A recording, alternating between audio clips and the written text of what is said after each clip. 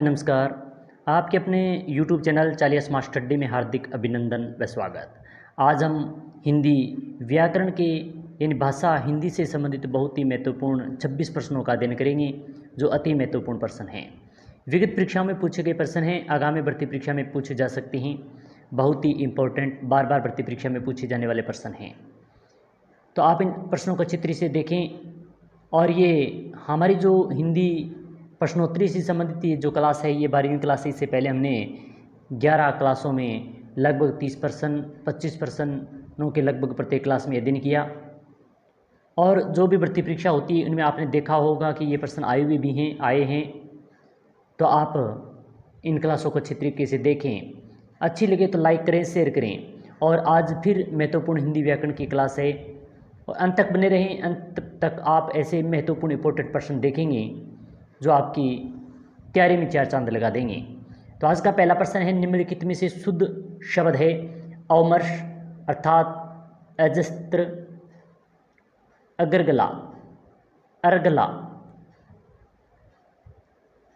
तो पहला ही प्रश्न बहुत ही महत्वपूर्ण इंपॉर्टेंट है। इसका सही उत्तर होगा, शुद्ध शब्द में अवमर्श शुद्ध है, यानी ए ऑप्शन इसका सही उत्तर होगा। संख्या 2 है, दक्षिणी पूर्व के बीच की दिशा को क्या कहते हैं? ईशान है, वायव्य, आग्नेय और नृत्य। तो इनमें से कौन सा सही उत्तर होगा, ये भी कमेंट के माध्यम से आप बताएं। तो दो दक्षिणी दिशा होती है और पूर्व दिशा होती है, तो ये भाग क्या कहलाता है ये बताना है। ये उत्तर है, ये दक्षिण है, ये पूर्व है, तो ये पश्चिमी दिशा है। तो इनका जो ये भाग है ये क्या कहलाता है, इस दिशा को क्या कहते हैं ये बताना है। तो इसका सही उत्तर होगा प्रश्न संख्या 2 का आग्नेय दिशा कहलाता है, यानी ऑप्शन संख्या सी इसका सही उत्तर है। प्रश्न संख्या 3 है, जिसकी आशा न की गई हो वाक्यांश के लिए सही शब्द है अप्रत्याशित, प्रत्यक्ष, अनायास, आशित। जिसकी आशा न की गई हो, तो प्रश्न संख्या 3 का सही उत्तर होगा अप्रत्याशित, यानी ऑप्शन संख्या ए इसका सही उत्तर है। प्रश्न संख्या 4 है, निम्नलिखित में से कौन सा सही विलोम युग्म नहीं है? जो 4 दिए गए हैं उनके सामने विलोम शब्द हैं, तो इनमें से कौन सा सही नहीं, ये बताना है। सदाचार का दुराचार, सम का विषम, समर्थक का विरोधी और समष्टि का विशिष्टि। तो इनमें से गलत कौन सा ये बताना है। तो प्रश्न संख्या 4 का सदाचार का दुराचार ये गलत दिया गया है, ऑप्शन संख्या ए इसका सही उत्तर है। प्रश्न संख्या 5 है, जीवित रहने की तीव्र इच्छा को कहा जाता है जिज्ञासा, जिजीविषा, जिज्ञासा और जिंगृषा। तो प्रश्न संख्या 5 का सही उत्तर होगा जिजीविषा, यानी ऑप्शन संख्या बी इसका सही उत्तर है। जीवित रहने की तीव्र इच्छा को जिजीविषा कहा जाता है। प्रश्न संख्या 6 है, इनमें से कौन सा कथन पूरी तरह से तत्पुरुष समास से संबंधित है? इसमें पूर्व पद प्रधान होता है, इसमें पूर्व पद संख्यावाची होता है, इसमें प्राय उत्तर पद प्रधान होता है, और डी है इसमें पूर्व पद अवयव होता है। तो यानी कौन सा जो कथन है वो पूरी तरह से तत्पुरुष समास से संबंधित है? तो प्रश्न संख्या 6 का सही उत्तर होगा, इसमें प्राय उत्तर पद प्रधान होता है, ये ऑप्शन संख्या सी इसका सही उत्तर है। इसमें प्राय उत्तर पद प्रधान होता है, किसमें? तत्पुरुष समास के अंदर।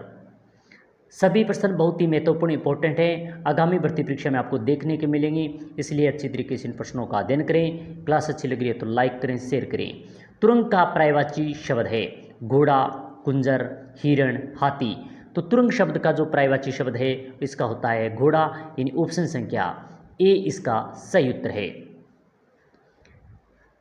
प्रश्न संख्या 8 है, निम्न में से किस समास में दोनों पद प्रधान होते हैं? अव्ययभाव समास में, द्वंद्व समास में, बहुवरीय समास में व तत्पुरुष समास में।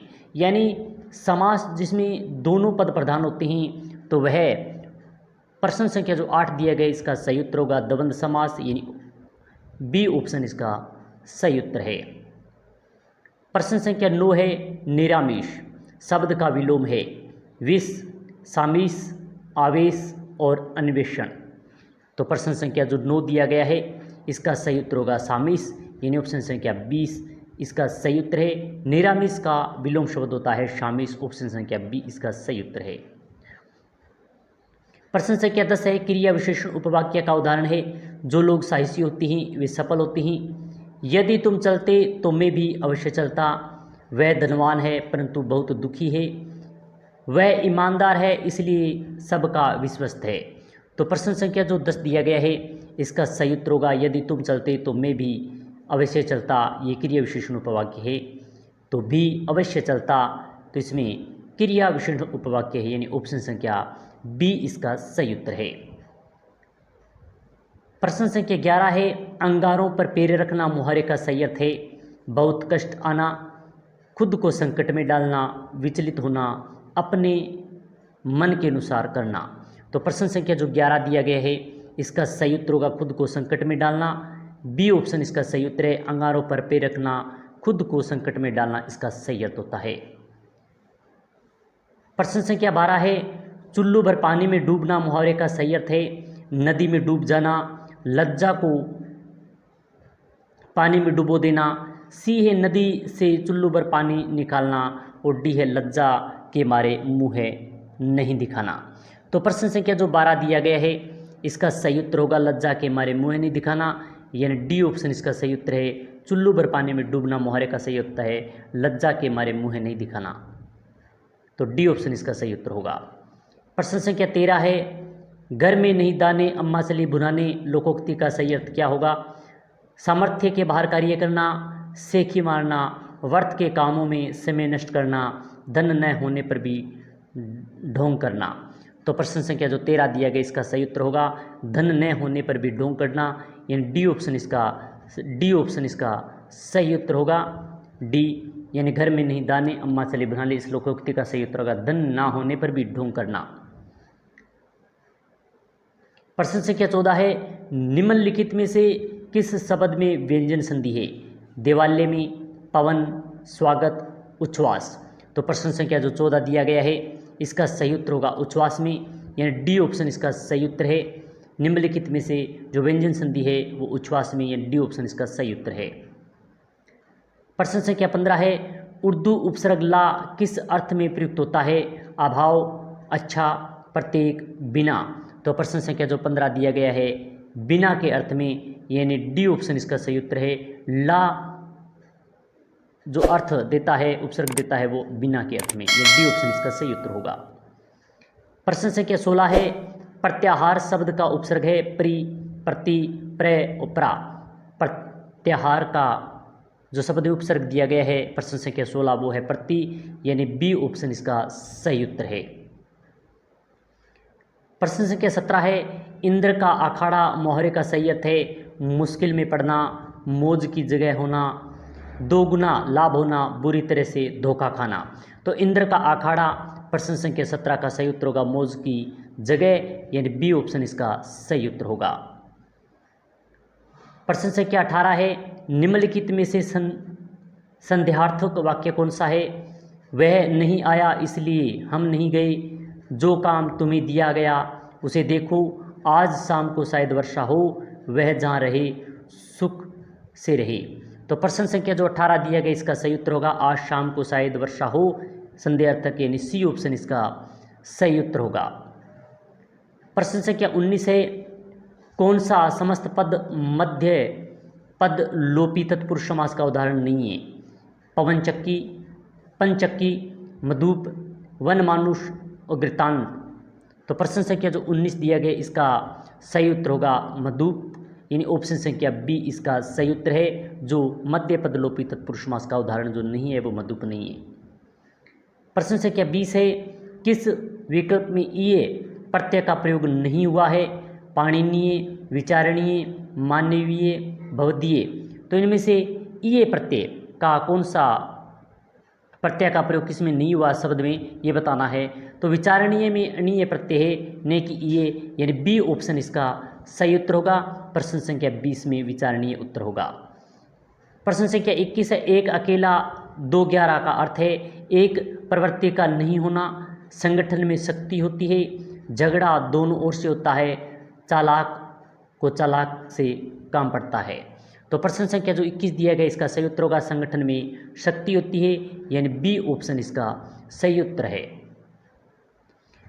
प्रश्न संख्या 22 है वह हथियार जो हाथ में थाम कर चलाया जाता है, वाक्यांश के लिए एक शब्द है अश्व, शस्त्र, ढाल, चक्कर। तो वह हथियार जो हाथ में थाम कर यानी 6 से 7 में रख कर चलाया जाता है वो 6 से 7 और 6 से शस्त्र, यानी बी ऑप्शन इसका सही उत्तर होगा, शस्त्र उत्तर सही होगा प्रश्न संख्या 22 का। प्रश्न संख्या 23 है एनग शब्द का अर्थ है बिना नग का, नासिका रहित, बिना शरीर का, मिथ्या ज्ञान। तो प्रश्न संख्या जो 23 दिया गया इसका सही उत्तर होगा बिना शरीर का, यानी सी ऑप्शन इसका सही उत्तर होगा। प्रश्न संख्या 24 है शाश्वत शब्द का विलोम चुनें, नश्वर, अनादि, अनंत, चिरंतन, चिरतन। तो प्रश्न संख्या 24 का सही उत्तर होगा शाश्वत का विलोम होगा नश्वर, यानी ऑप्शन संख्या ए इसका सही उत्तर है।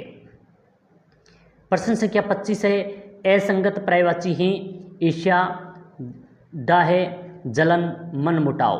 तो प्रश्न संख्या 25 का सही उत्तर होगा असंगत पर्यायवाची इनमें जो दिए गए हैं वो है मन मुटाव, यानी डी ऑप्शन इसका सही उत्तर है।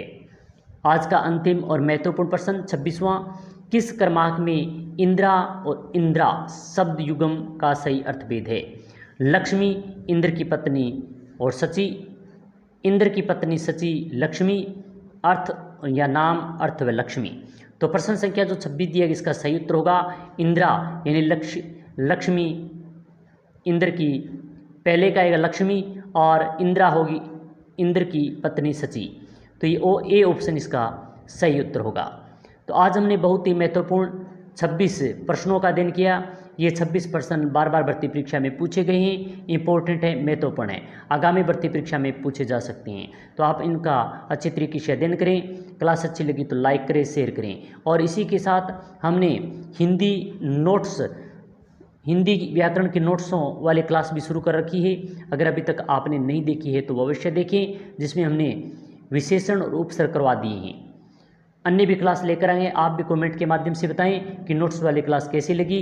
और ये हमारी 12वीं क्लास है प्रश्नोत्तरी से संबंधित, तो ये प्रश्न भी कैसे लगी ये भी कमेंट के माध्यम से बताएं। 26 प्रश्नों में से आपके कितने सही हुए ये भी अवश्य बताएं। क्लास अच्छी लगी तो लाइक करें, शेयर करें। इसी प्रकार की महत्वपूर्ण क्लास के साथ फिर मिलेंगे। जय हिंद, जय भारत।